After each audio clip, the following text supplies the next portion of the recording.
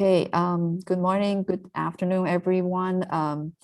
Welcome to our CDS Lab Research Coordination Network webinar series. I'm very happy to welcome Dr. David Saylor for this initial talk on climate and food, energy, water nexus. So my name is Cecilia Dom. I'm the PI for this RCN project. I will be more than happy to ask Dr. Julia Padrilli to introduce our speaker. Julia. Muted. I'm muted. Thank you, Cecilia. Good morning, everyone, and thank you for joining us for our first talk in the climate series. Today, we are very happy to have David Saylor, professor in the School of Geographical Sciences and Urban Planning at Arizona State University.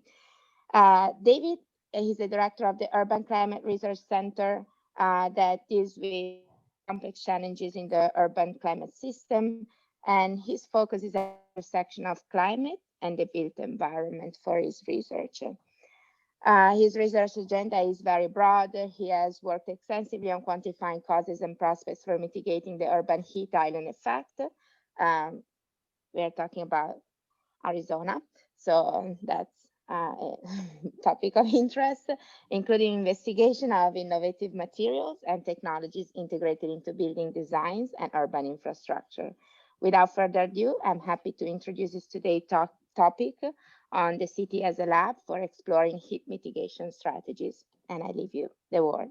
Thank you, David, for coming. All right. Thank you for inviting me. Let me quickly get my screen share up here. And you should all be seeing my presentation screen. Perfect. All righty. So let me get my, I always like to have a pointer handy just in case. There we go. Okay. So yeah, thank you for having me today. And thank you for that introduction, Julia. As Julia mentioned, I'm going to be talking today about heat mitigation strategies. And my background, what wasn't revealed in the little bio was that my background is actually engineering, although for my doctoral work, I applied heat transfer and fluid mechanics, computational fluid dynamics to an urban application, the urban atmosphere. And so I've spent my entire career kind of at that intersection between engineering and atmospheric science, and more recently at the intersection of those topics with urban planning. And so that's really what I'm going to talk about today, is really how you link the work that you're doing in the science of heat mitigation strategies with the practical challenges of gathering information and conveying that information to decision makers to actually impact policy and decisions at the city scale.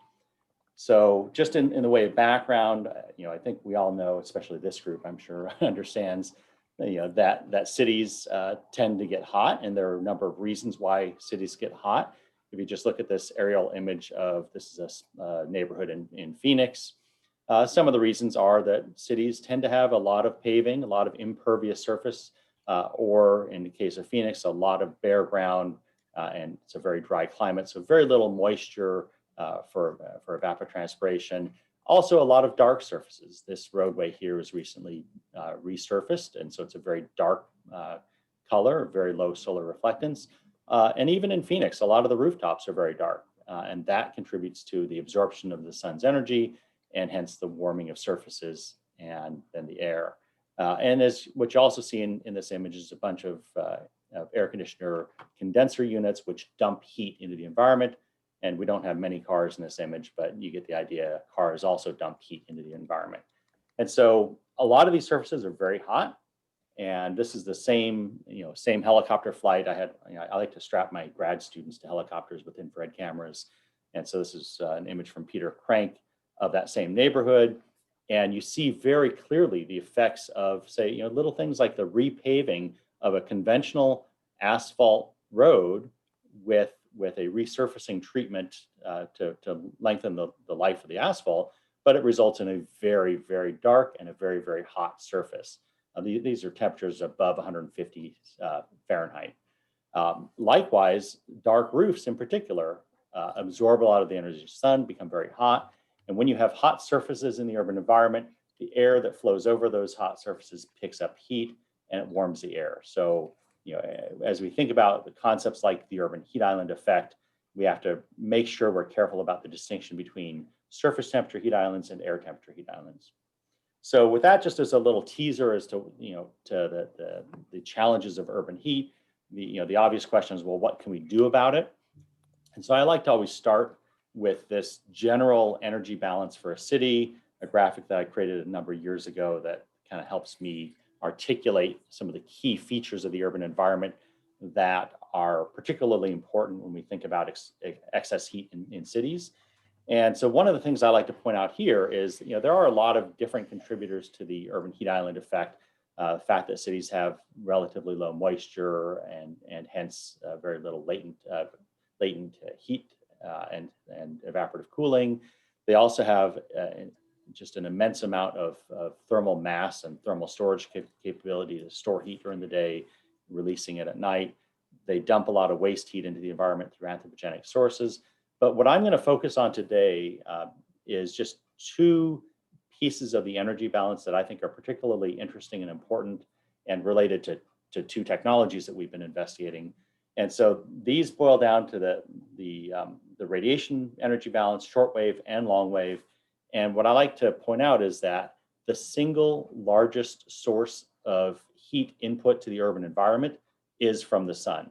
So really, how our urban surfaces respond to that solar radiation, the extent to which they reflect it, is our really greatest defense against excess heat in cities. And so just keeping that in mind, we're going to focus on technologies that have high solar reflectance, high shortwave reflectance, but also as these surfaces do absorb heat, they do a couple things. The radiation that hits the surface, if it's not absorbed, it's reflected, but it might be intercepted by other urban surfaces. So there's this sort of re-radiation component in urban canyons. And that also happens with long wave radiation. All surfaces are emitting radiation as a function of their temperature. And so that radiated energy, ideally you'd like it to radiate out to space, but in reality, oftentimes it's intercepted by other urban surfaces. So we're going to talk a little bit more about these solutions that involve the long and short wave radiation balance. So if you think about that earlier picture of the Phoenix neighborhood, what really stands out, if you think about, okay, what did I see in that image? It's a lot of paving and a lot of rooftops. So let's start with paving.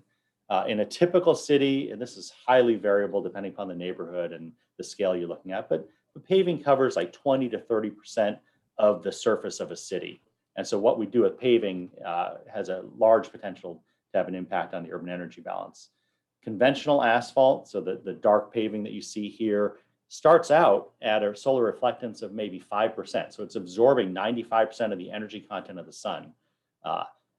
As it ages, it actually gets a little bit lighter in color. Some of the aggregate starts to show through more, and its solar reflectance actually can increase maybe up to 10 or even 15%. So aged concrete is actually better from an urban energy balance standpoint than fresh asphalt. The other thing that's important to note is asphalt is typically resurfaced on a frequency of maybe every 5 years. And when you resurface asphalt, the standard approach is just a very dark asphalt-based product, slurry seal of some sort that returns the very dark, very low solar reflectance look of the material. And so it perpetuates the sort of the low albedo or low solar reflectance of the city. So in terms of roofing, again, highly dependent upon the city and whether we're at the neighborhood scale or in a commercial area, but roof surfaces typically are also on the order of 15 to 25% of the surface area of the city. And solar reflectance of existing roofing is actually quite varied. So you can have very dark roofs. You can have roofs that are like the black one in the image you saw was probably less than 10% reflective, maybe 8% reflective perhaps. But you can also have white roofs. You can have roofs that have a cool membrane, especially commercial roofs oftentimes have a white TPO or EPDM membrane, which will have a solar reflectance of 60, 70, maybe even up to 80%. But the thermal emissivity of these surfaces, so how effectively they radiate their own energy out to space or away from the surface, is typically around 90%. And so there's opportunities here both to think about increasing solar reflectance, but also the thermal emittance. So the upshot of this is that roofs heat up during the day, but they do tend to cool off rapidly at night. So this is a satellite-based image of a large shopping mall in the Phoenix metro area. And it happens to have a very dark roof. And so during the morning overpass of the satellite, I think it's like 11 a.m. local time, the surface heats up tremendously, 65, 70 Celsius, whereas surrounding surfaces are much cooler. And so again, as I said earlier, those hot surfaces convect heat into the airshed, not to mention conducting heat into the building. So what we are trying to do is we're trying to look at specific solutions that cities can deploy to address these two very prevalent surfaces in the environment, making them more solar reflective, making them more highly thermally emissive. So to do that, we do a lot of work. I mean, historically through my career, I focused a lot on modeling. And part of that is just because of the challenge of doing controlled experiments at scale. But the problem with modeling is that it oftentimes leaves city officials and decision makers a little bit uncertain about, okay, is this real, right?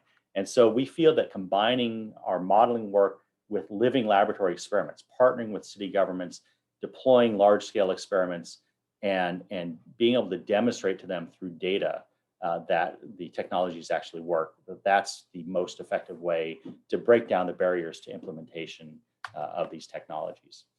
And so one of the things that I also like to think about in terms of trying to deploy these technologies at city scale is the mindset of a decision maker, the cost benefit analysis framework of, well, what is the value of cooling the city? And so I've started to look more and more at this question of not just how hot is the city, and by how much can we cool it, but the question of, well, what's the value? And so air temperatures, surface temperatures, and radiative environments are all important for different reasons in terms of societal benefits. I'm going to focus mostly on air temperatures. So what is the value of reducing air temperature by 1 degree Celsius? Well, energy use and water use both typically are sensitive to air temperature on the order of 3 to 4% increase in both energy use and water use per degree Celsius increase in air temperature.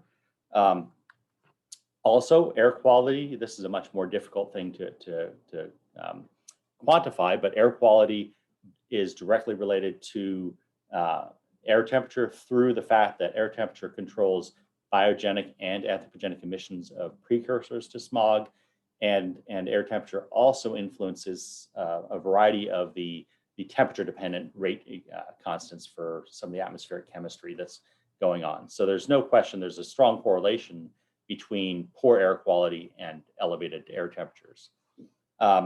Sustainability of green infrastructure is something that's also a challenge in cities. We've noticed, here in Phoenix, just last summer, we had on the order of 30 days where the maximum temperature was above 110 Fahrenheit, and also about 30 days where the minimum nighttime temperature did not get below 90 Fahrenheit. And as a result, we had a lot of vegetation die in this city. We had a lot of trees in my neighborhood, a lot of saguaro cactuses that just fell over in the middle of the night. And so the sustainability of green infrastructure is a real concern when you start having very extreme temperatures. But one of the biggest societal impacts of elevated temperatures is health outcomes. So whether it's heat-related hospital admissions or heat-related mortality, these are all sensitive to air temperature. And if you look at the different epidemiological models, you could argue that in a city like Phoenix, heat-related health events increase at a rate of about 2.5 to 4% that's per degree Fahrenheit. So a little bit, maybe 1 to 3% per degree Celsius. in terms of health outcomes.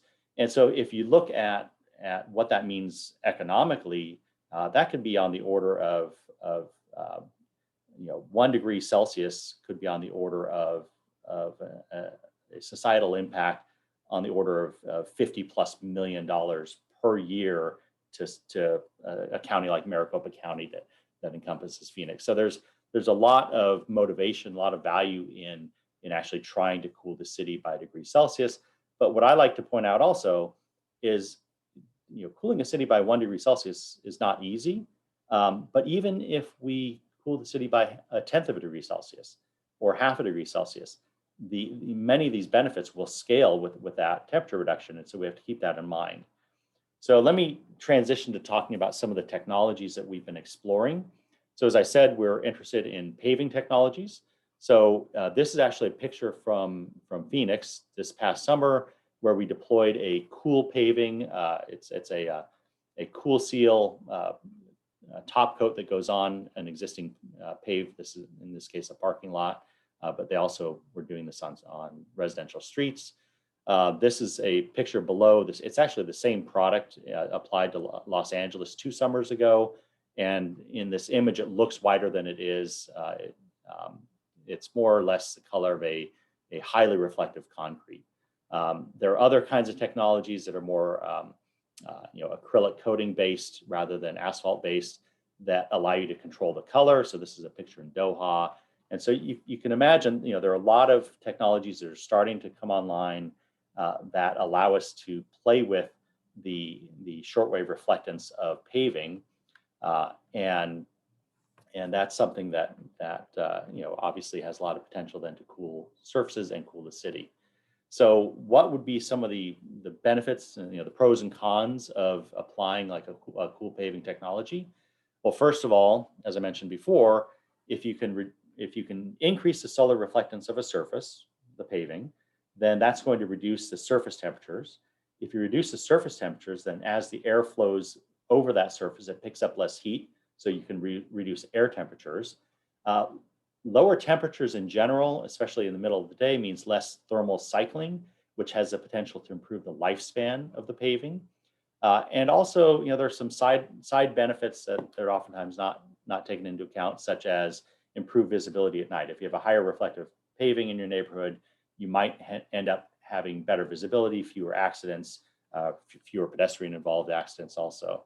So those are some of the pros. Some of the cons, though, are that pavement is oftentimes shaded. So if you put one of these highly reflective paving coatings in a street that's covered with shade trees, you're not going to see much benefit, right? So we have to think about that in terms of ideal location of these technologies. Also, there's a concern about reflected shortwave radiation or glare. Are we going to, and sometimes in the news media, you'll hear these streets referred to as white streets. Are they going to be too reflective? Or are they going to cause accidents? There's also questions about lifespan because it's a new technology, traction, public acceptance, and so forth.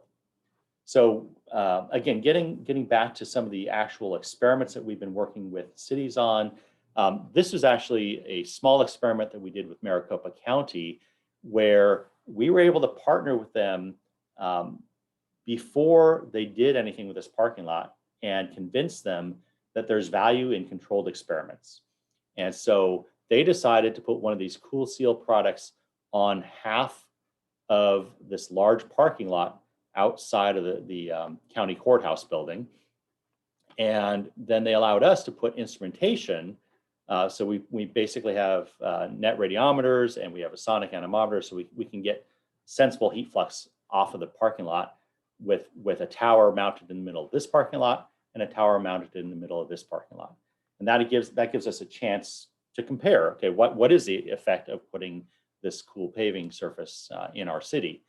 And one of the challenges with anything at the scale of an individual parking lot or individual block is that the atmosphere is very mobile. And so especially during the middle of the day when you have high turbulent mixing in the atmosphere, relatively high boundary layers in the urban boundary layer, a lot of the benefit of this very cool surface, and you can see it very clearly, the surface temperature reduction between the conventional and the cool paving is like 16 degrees Fahrenheit or 9 Celsius.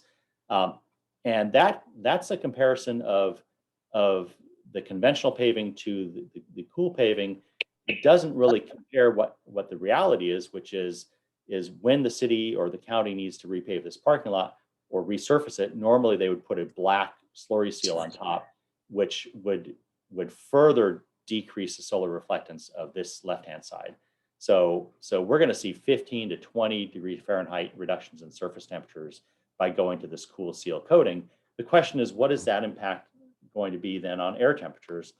And just using the measurements, and these little instruments that we set up in this parking lot were at like 2.5 to 3 meters high, is where they're measuring air temperature. And it turns out that at that height above the surface, the air temperature impact is really difficult to measure. It really it's within the noise of the signal, essentially. And so we have to find other ways to convince our city partners that this is actually having a benefit at a broader scale than just over the parking lot itself. That's just an image of some of the instruments. So related to that general concept, and about the same time this past summer, we partnered with the city of Phoenix on a different cool paving project. So this one was one where I had actually traveled to Los Angeles with the sustainability manager for Phoenix, where we evaluated some of the technologies they were exploring 2 summers ago and decided to do a controlled experiment here in Phoenix and to really do something that cities oftentimes don't do, which is to actually think about this as an experiment, something where we can actually quantify the performance for better or for worse by designing an experiment while we're deploying the technology. So the city looked at 8 neighborhoods, 8 different council districts, which is similar to what the city of Los Angeles did. They resurfaced 36 miles of residential roads that were already slated for resurfacing. They used a cool seal product instead of a conventional dark seal coat. So this is something from a company called Guard Top. And the key is that they engaged with us and they allowed us to get involved really at the very beginning, weeks before they were actually implementing these surfaces. They worked with us to help design an experiment that would allow us to quantify the performance of these technologies. So we were monitoring subsurface temperatures, surface temperatures, air temperatures, pavement spectral reflectance over time. And as I said, there were 8 neighborhoods. We chose 3 to focus on for our detailed measurements. One of these is a relatively poor neighborhood.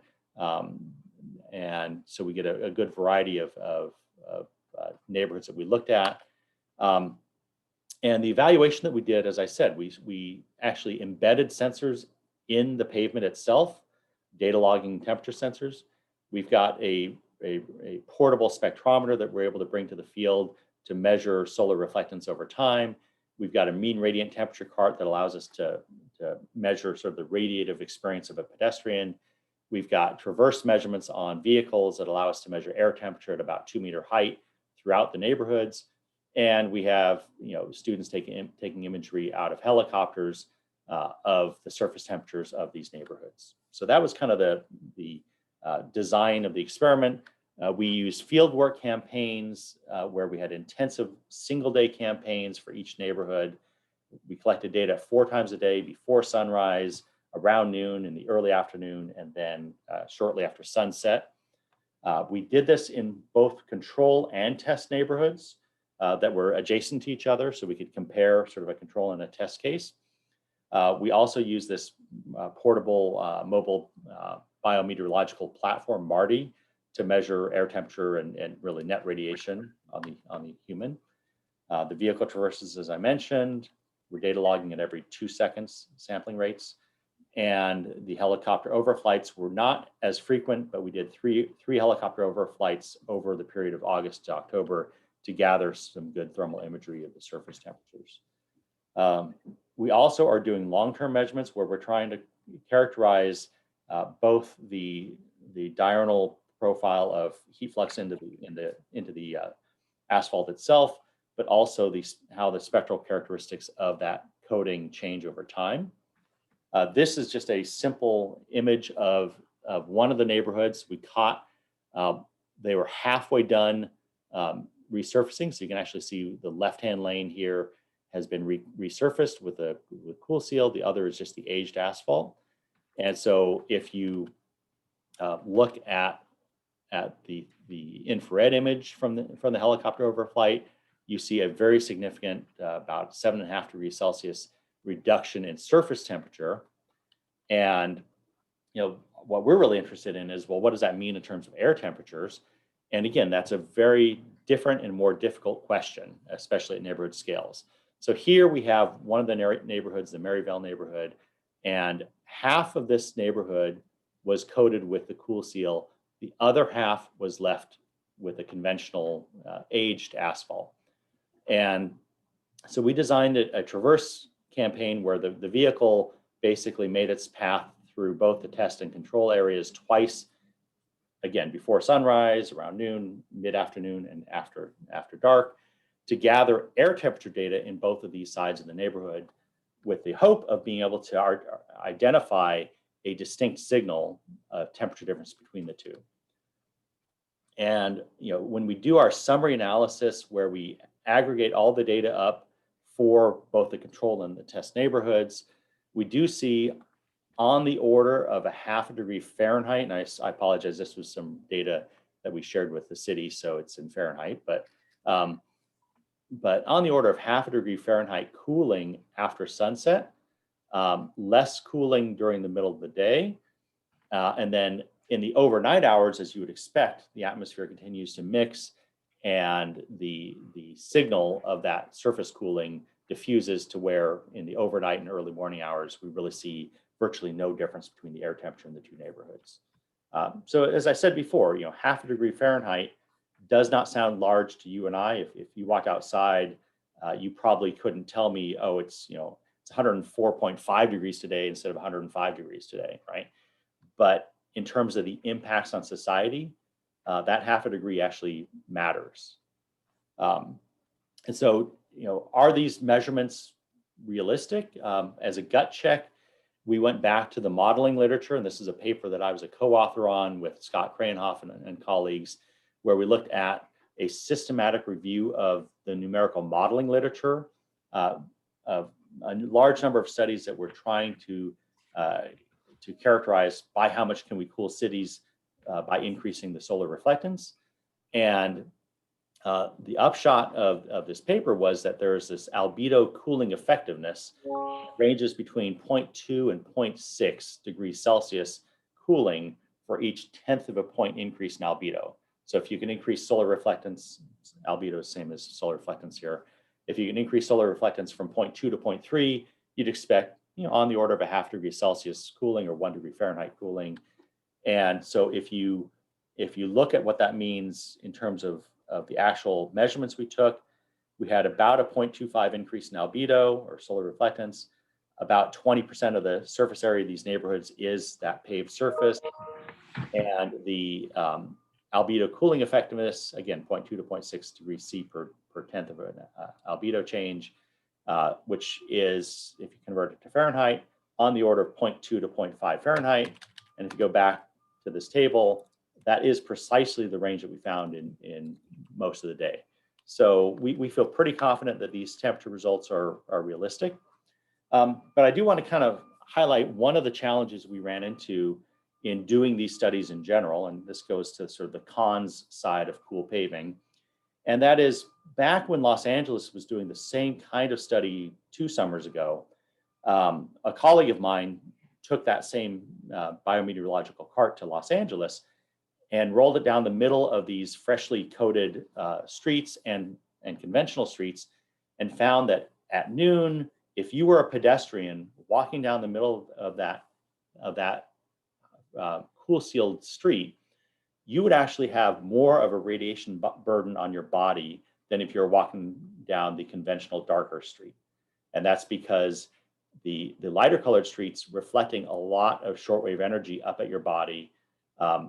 It's emitting less long wave. And while the darker street is emitting more long wave, the net effect is you'd actually rather walk above the dark street at noon. Now, reporters got this story, and I was actually interviewed for this City Lab article as well, but much of what I tried to convey was ignored by the reporter, because the more interesting story was, wow, the problem with cool pavements is that they actually make people hot. And what I pointed out to the reporter at the time he interviewed me was that that is true if you're walking down the middle of the street at noon. Now, if you're walking down the middle of the street in the late afternoon, early evening hours, you'd much rather walk over the much cooler, higher reflective surface. So there's some nuances here that oftentimes are not picked up by reporters. And then stories like this get conflated with other concepts. And this is an industry journal that actually asks the question, do cool roads actually make the surrounding air warmer?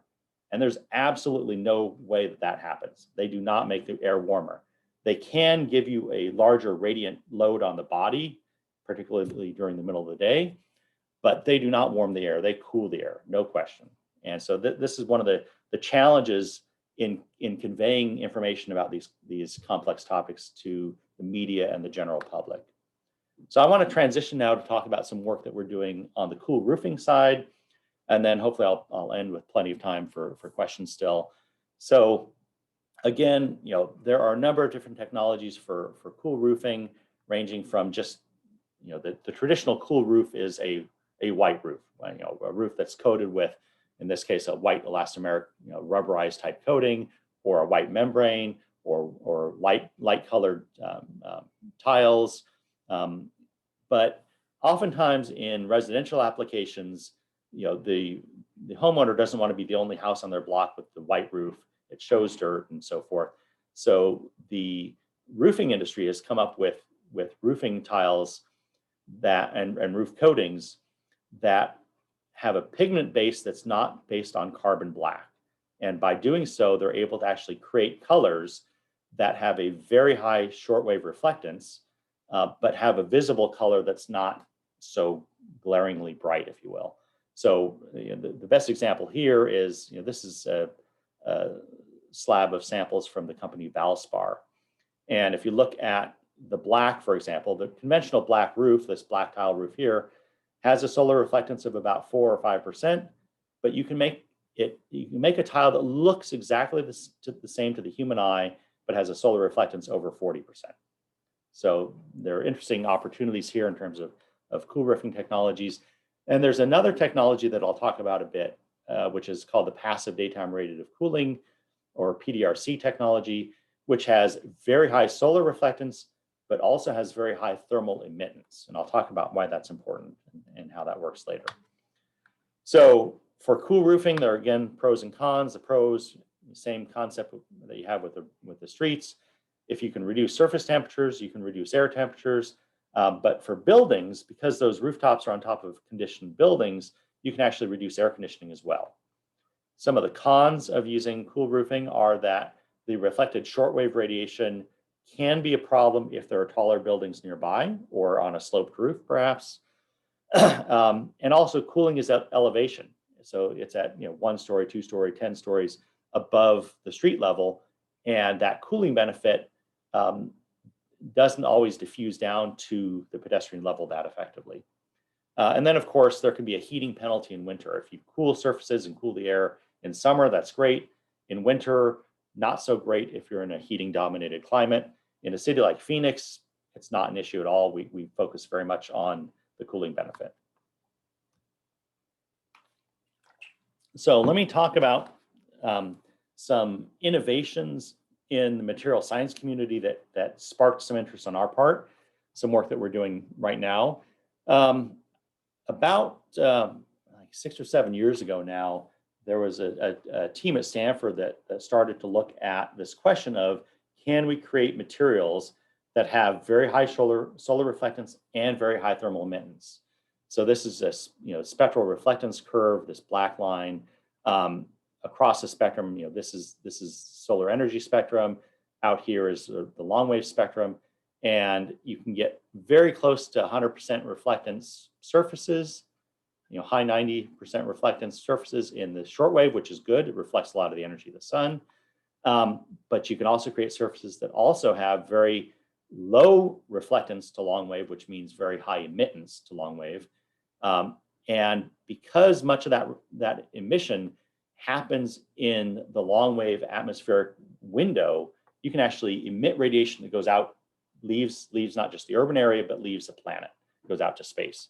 And so this was very exciting to us, but the technology was not very practical. And it wasn't really until about 2018 that Mandel and colleagues created a technology that was substrate independent. So you could actually create coatings that perhaps could be paint on type coatings that would have similar characteristics to what I'm showing here. And the upshot of this is that these are coatings that, because of the high solar reflectance and high thermal emittance, could actually keep surfaces below ambient air temperatures all time, day, night, summer, winter. That's a really important thing to think about, actually keeping surfaces cooler than the air. And so that got us excited, that Mandel paper in particular. We wanted to be the first to implement that in models to try to ask and answer the question, how could these surfaces benefit buildings, so energy consumption in buildings, if you apply them to the rooftop, but also how could they benefit the urban environment if you could cool the air that flows over the buildings. So we did a whole building energy simulation study where we looked at 3 archetype buildings, so some residential, some commercial buildings. We modeled across 8 cities. We simulated a conventional rooftop, a high albedo or just a regular white roof, and this passive daytime radiative cooling, or what we termed super cool roof, on each of these buildings. And we simulated an entire typical meteorological year. We published that in Urban Climate, and just some of the upshot results here. If you look at the temperature difference between the air and the roof surface, so that's what this represents here is a frequency diagram of how often the surface temperature of the roof is 10 degrees hotter than air, 20 degrees hotter than air, 30 degrees hotter than air, and so forth. And so what you find is that a conventional roof can be 30, 40, even 50 degrees Celsius hotter than the ambient air at certain times of the day and year. In the overnight hours in particular, all roof surfaces have very good access to the sky. They actually can radiate their energy pretty effectively, and they cool below ambient air temperature at night, typically. But what we want to do is we want to get rid of some of this part of the curve out here, right? And so if you replace a conventional roof with a traditional cool white roof, so just a highly solar reflective roof, you can make it such that the peak difference between the surface and the air, instead of being 30, 40, or 50 Celsius, is more like 10 or 20 Celsius in the worst case. When we then replace that cool roof with a super cool roof or a PDRC roof, we found, at least in the model, and this has subsequently been verified by measurements by us and others, that you can actually create a surface that, and this is in Phoenix, that all times throughout the entire year, that surface is below ambient air temperature. The implications for energy use for the building are huge. If you think about the surface energy balance, a typical conventional roof in the summer is convecting 200, 300 watts per square meter of heat into the air shed.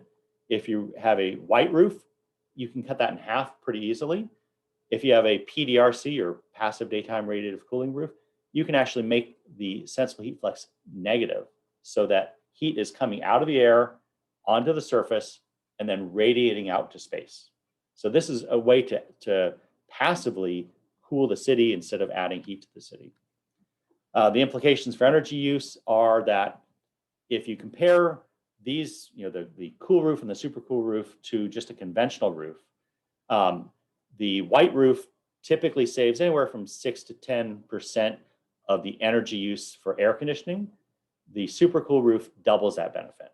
Okay, they both have a penalty in winter, and likewise, the super cool roof doubles the penalty. Of course, in some cities like Phoenix, the magnitude, it's a high percentage magnitude penalty, but in terms of total energy, it's dwarfed by the air conditioning savings. So we really, for these technologies, for cool roofs in general, you do have to think about the application.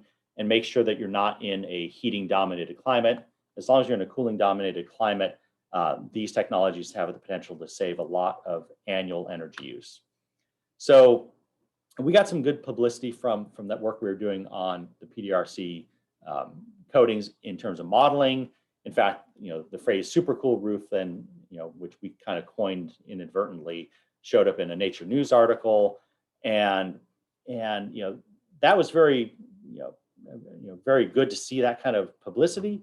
But at the same time, the modeling work doesn't resonate so much with city officials. And so what we really want to do is we want to develop a proof of concept test in the urban environment.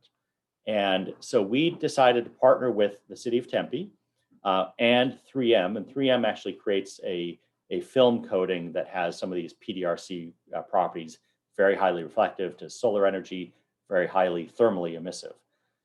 And so we got some internal funding at ASU. We partnered with these entities, and we decided to do a field test on bus shelters.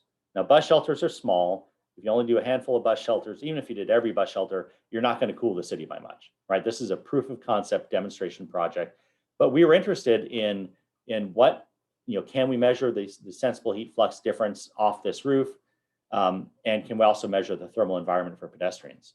So we selected 3 pairs of shelters, 3 control shelters where we did not modify the roof, 3 shelters where we modified the roof.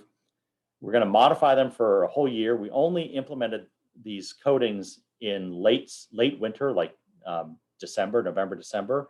So we really didn't, we haven't hit the peak of the summer yet. So it'll be interesting to see what happens as we go through the year. But we're monitoring surface temperature, sensible heat fluxes, thermal environment for shelter users, and the radiative property evolution over time. So this is just an image of the installer putting this 3M film coating on a shelter roof. We have data logging sensors monitoring surface temperature, so that you can't see it here, but there's thermal epoxy putting this thermocouple on the underside of this roof. We have an air temperature sensor as well. We're doing episodic measurements where we put our radiative cart out in the shelter, and we measure upwelling and downwelling, short and long wave radiation. That would be felt by a pedestrian sitting in the shelter. And so we don't have a lot of results yet because, as I said, we only installed these in late November, early December, and we haven't even gotten through the summer yet. But one thing we were able to do is first of all, for the south-facing shelters, for the shelter that we put the film on, we actually had good data for the week before the film was applied and the week after the film was applied. We looked at the weather conditions and the solar radiation, and they were roughly comparable. And so we feel that if we look at the average diurnal profile of surface temperature of the shelter roof before and after application, that gives us a good sense of the cooling benefit in terms of the surface temperatures. And we are seeing about a 15 degrees Celsius reduction in surface temperatures. That converts into, if you look at the local wind speeds, a heat flux reduction from about 130 watts per square meter for the control shelter to less than 30 watts per square meter for the 3M shelter, the test shelter. So again, a reduction of on the order of 100 watts per square meter of convective flux into the environment from these PDRC coatings. Of course, as with the paving, when you put highly reflective materials anywhere in the urban environment, there are concerns. And there's a real concern that happened, in London. It's it's called the walkie-talkie building because of its shape. It's basically a convex mirror of glazing that reflects the sunlight down to the street level, and it has really melted cars. Okay, and this is a Jaguar, so the side view mirror just warped, the back side panel warped from the heat of the intense radiation. So it is a real concern, and we are monitoring that for this project. So far, we're seeing no adverse consequences. The angles are such on these panels on the shelter roofs that they really don't reflect much radiation down to the pedestrian level, and they're also more of a diffusely reflective. I know that one looked kind of like a mirror, but they're a little bit more diffusely reflective than some coatings. So just to wrap up some of the lessons that we've learned, first of all, is that stakeholder engagement is key. If we want to gather real world data from applications in cities, you have to build relationships with the decision makers over time, build their trust, and get them to the point where they recognize the value of carefully planned experiments. So they'll involve the academics in the design phase of their implementation of these strategies, so we can actually start gathering data before they do any implementation. And then also, communication is key. So just like I pointed out with some of the news media stories, it's really difficult to get a reporter to listen to the whole story and then print the whole story. They tend to highlight whatever sounds most exciting, what might get them the most clicks, and so it's a difficult balance. We have to make sure that we're not glossing over the adverse side effects that we need to be aware of, but that we really give them the key takeaways and the benefits of the technologies. So with that, I will conclude, and I think we have 10 or 12 minutes at least for discussion.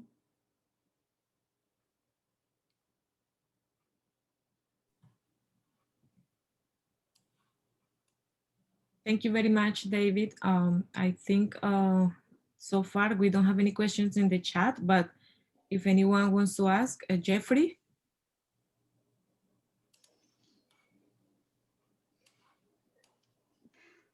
I was wondering why was the reason that building in London was built with this angle?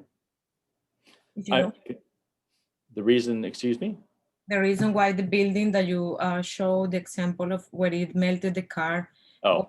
The reason that it's just for the... I blame that on architects.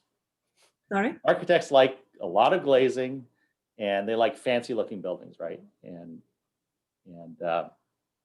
okay, Michael?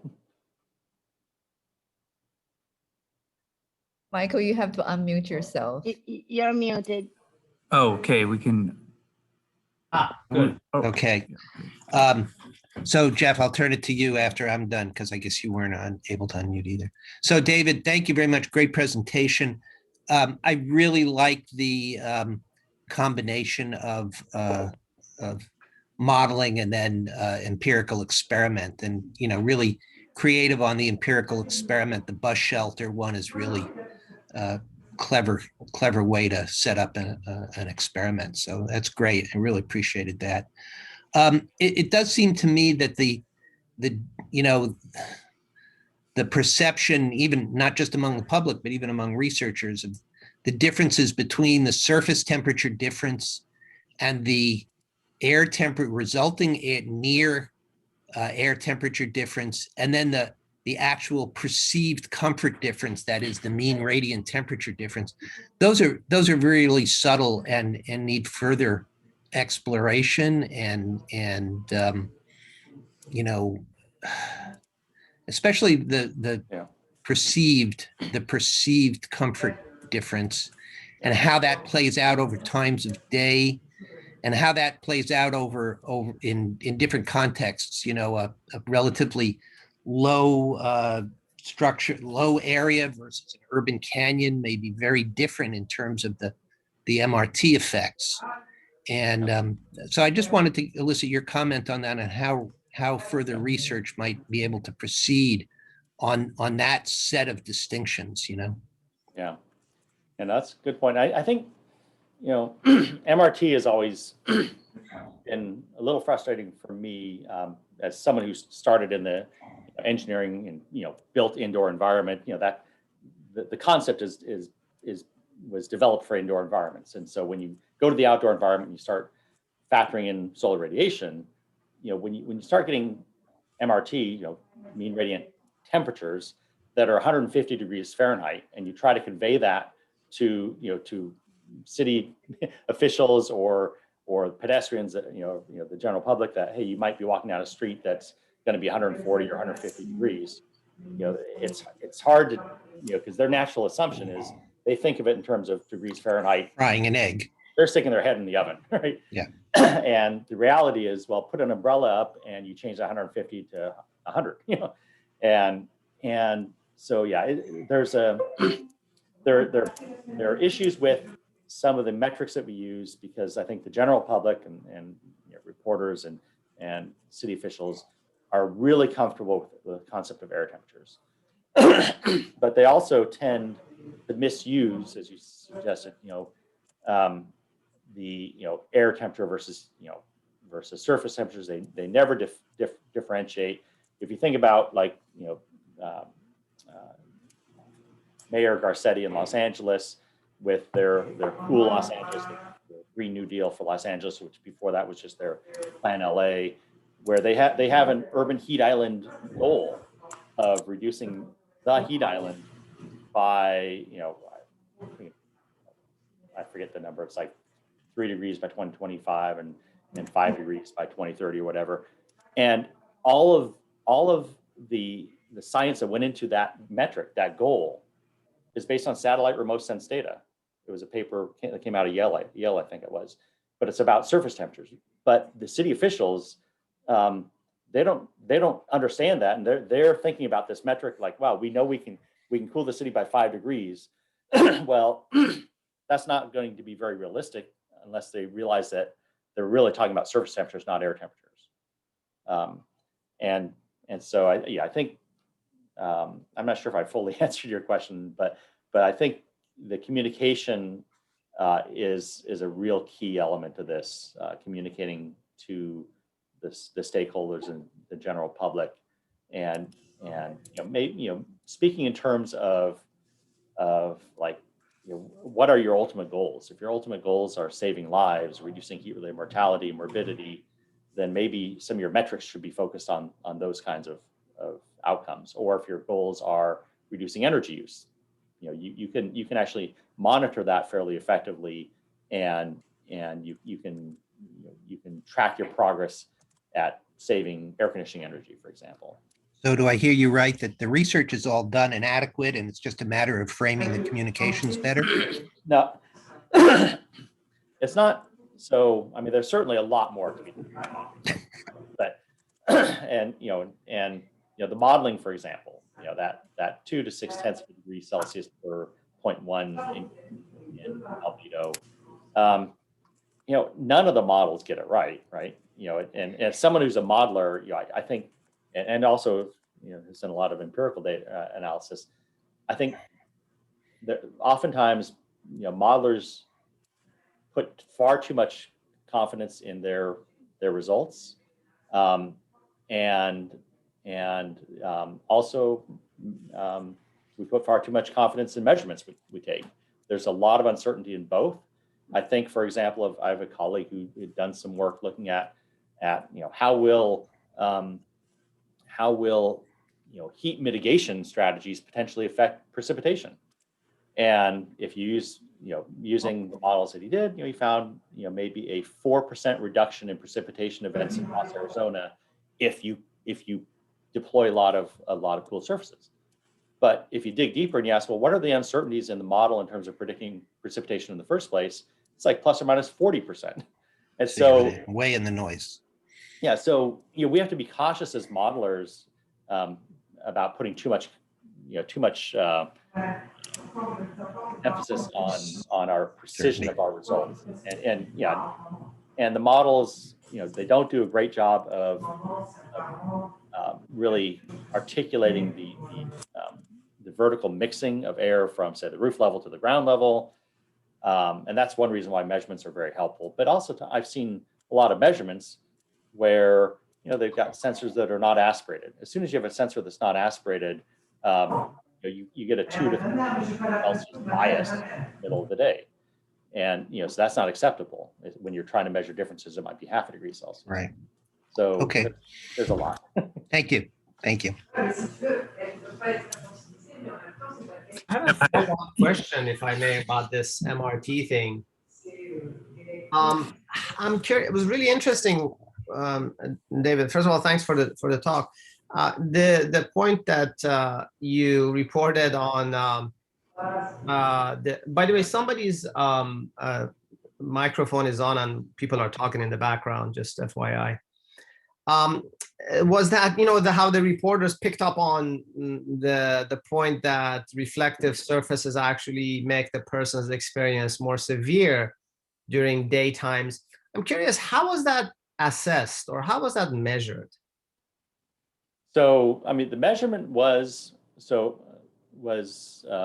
researcher actually rolling this cart down the middle of the street, putting it in the middle of the street, and at I don't know, like noon or 1 in the afternoon, and taking measurements, and then rolling it to a nearby neighborhood that had not been resurfaced and putting it in the middle of that street.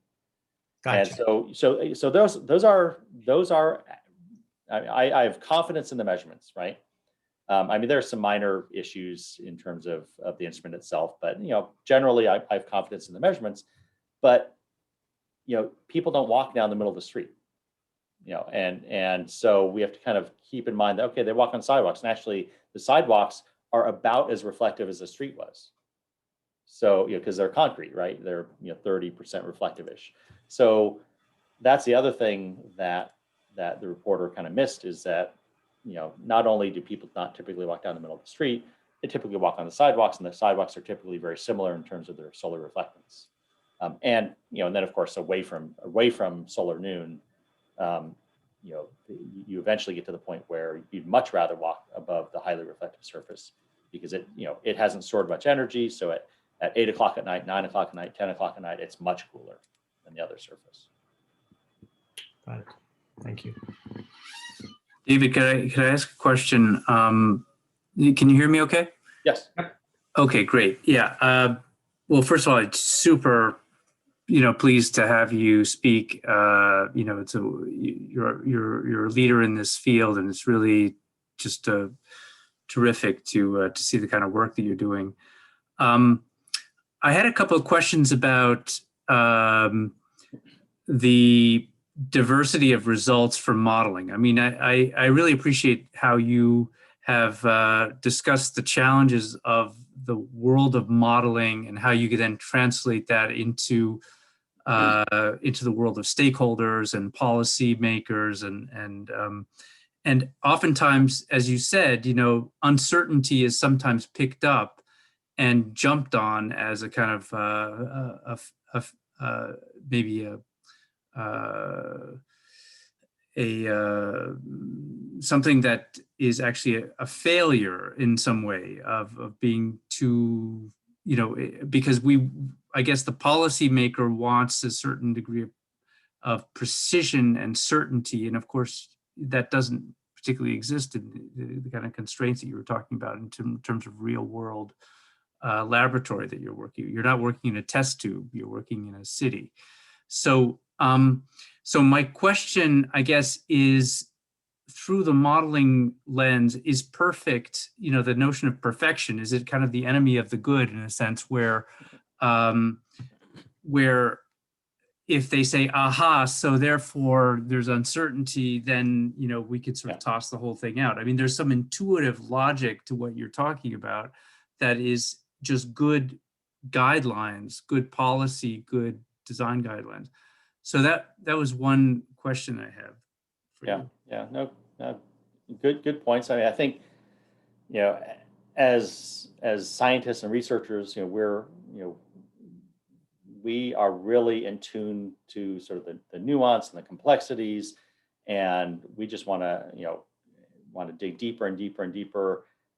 And I think there is sort of this sort of cautionary tale of, you might call it analysis paralysis, right? You analyze the heck out of something to the point where no decision maker is willing to explore that technology or that concept, because there's just too many unknowns and too much uncertainty. And so that's where trying to integrate the information and boiling it down to sort of like most likely outcomes and sort of the qualitative a summary conclusion about the value and usefulness of the technology. But that's where the in situ experimentation really helps, because we're, as part of that paving project, for example, we've got someone doing social science surveys, trying to understand how the people who live there feel about that more reflective streets in their neighborhood. And the thing that's interesting is that you identify the fact that, like, I'm just picking up one thing you said, which was, reflective roofs, great, super useful, but at the end of the day, the pedestrian is not necessarily feeling the cooling effect. And so, if the major value proposition of the work that we're doing around urban heat island is about public health and perhaps energy loads, let's say, then that's that I wonder how you can shape your research around the comfort of that pedestrian, as opposed to kind of more of an abstract notion of how cool a roof is when it might not have such a a positive effect on the. So like things like, I mean, Phoenix, you had trees that are dying, as you mentioned, because it's just they're not able to withstand that heat. But certainly shading is a critical component for the pedestrian in a city like Phoenix. And you see, I was struck by these photographs that you were giving of downtown and all that, which just had very little shading whatsoever, and these like very exposed surfaces. So I was just curious about that. And the city of Phoenix, is, I mean, of course they have their tree and shade master plan, which they have not, we're halfway through it now. I think it was created in 2010, and by 2030 they were supposed to increase the tree canopy to 25% from like 12%, and I don't think it's made much progress. But I think they still have sort of this cool corridor plan, this notion of maybe we don't need to uniformly distribute thousands of trees or shade surfaces across the entire city. Maybe we want to identify the most bang for the buck in terms of pedestrian benefit, like connecting parks to neighborhoods and business areas to neighborhoods and so forth. But one thing that I would say is that what was I? So many things were sort of brought up just now. Well, I mean, if I could jump, just kind of like go ahead. Further flesh that out. I mean, the value proposition, like you were saying, what resonates with the stakeholders, and if the value proposition, because I had a sense in some of your work, it was like leading us in a direction where it was like a 0.5 degree Fahrenheit, great, okay, and then you said, and that has obviously knock-on effects on public health, knock-on effects on energy, et cetera. It'd be really amazing to be like, okay, you bring in the public health expert, you bring in the finance expert, and you say, right, what does this mean, truly for the city of Phoenix? What are we talking about in terms of lives saved and that sort of thing? Yeah, so a couple of things on that notion. First of all, something you were talking about earlier sort of stuck with me was, I think some people do tend to focus very much on the pedestrian experience. And if you've ever lived in Phoenix, this is a nationwide phenomenon, right? We spend less than 15% of our time in outdoor environments as a nation. In Phoenix in the summer, it's less than 10% of our time we spend in outdoor environments, probably more like 5%. And the time we spend in the outdoor environments is not typically much at noon or 1 or 2. It's mostly people. We take our evening walks in the summer at 10 o'clock at night. I mean, so you wait till after the sun goes down. So this question about shading, it is an important one because people do walk outside during the daytime, but we have to kind of balance that with the reality that there's a tremendous value in reducing air temperatures for the entire city. Maybe 40% of your heat-related deaths and disease have an indoor location of incidence, so you still have a majority outdoors. But when you think about like extreme heat waves, it's more like 80% of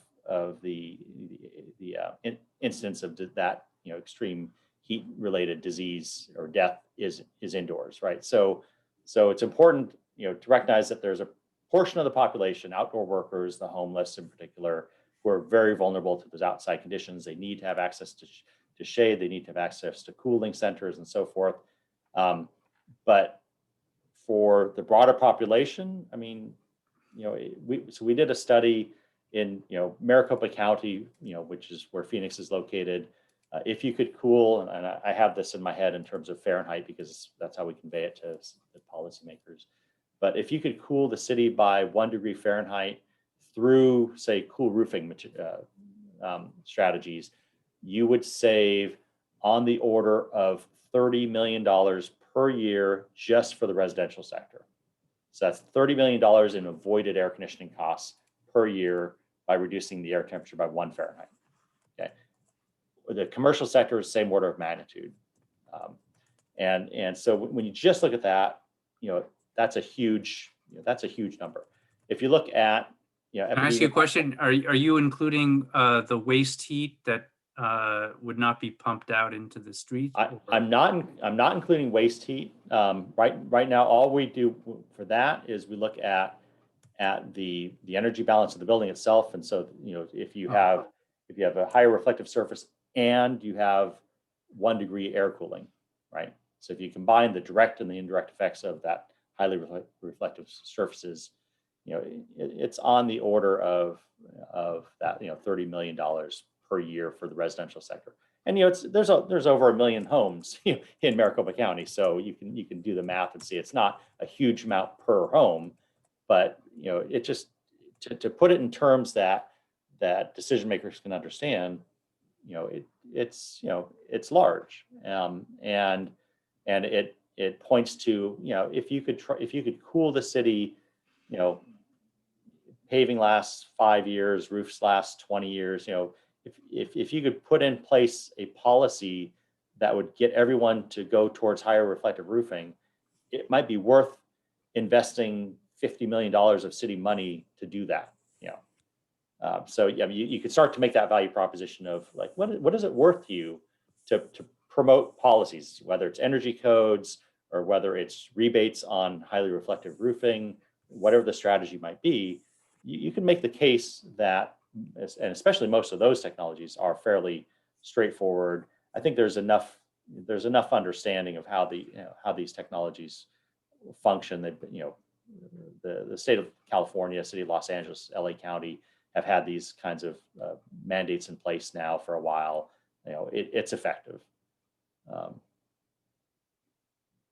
I don't want to keep asking you questions if others didn't have them, but I have a whole bunch more. So go ahead. Anybody else wants to? I'll probably intervene here.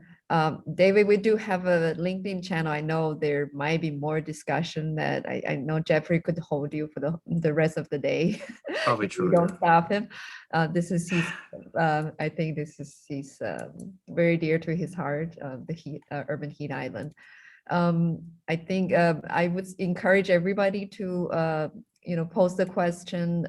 David, if you're willing to join our LinkedIn channel, or we'll have another way to connect you with all the other interested party. I think there are additional questions. So we'll try to address them.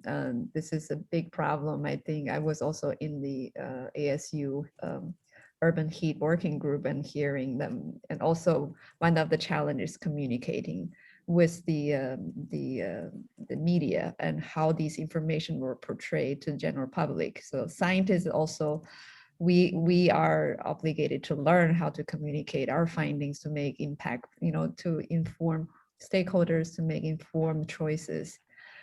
So this is very interesting to me, and to learn about, what the reporters are picking up from the science research. And then we also feel the same issue sometimes when we're trying to convey some message, and they're interested in picking something that's not necessarily the message we wanted to send. So we're probably going to have to learn how to communicate science in a more impactful way, and how to talk to the general public about these things. Without further ado, I think we run a little bit over time, but I encourage everybody to send your question to Nuri, to us, and or to David directly. We also have the LinkedIn group, and feel free to post your questions there and to continue our conversation. These problems are not just a one-day fix, but we do have, if we can reduce by 0.1 degree Celsius or Fahrenheit, it's a significant reduction. There could be a trickle effect into reduction in energy and others. David, thank you so much for your talk, and really enjoyed it. I learned a lot Thank you, David. from your talk. Yeah. Thank you. Yeah. Yeah, no Excellent. problem. It was a pleasure. Thank you. Thank you all. And- Bye. And Jeff, yeah, Everyone. I don't go on LinkedIn very often. So if there's any burning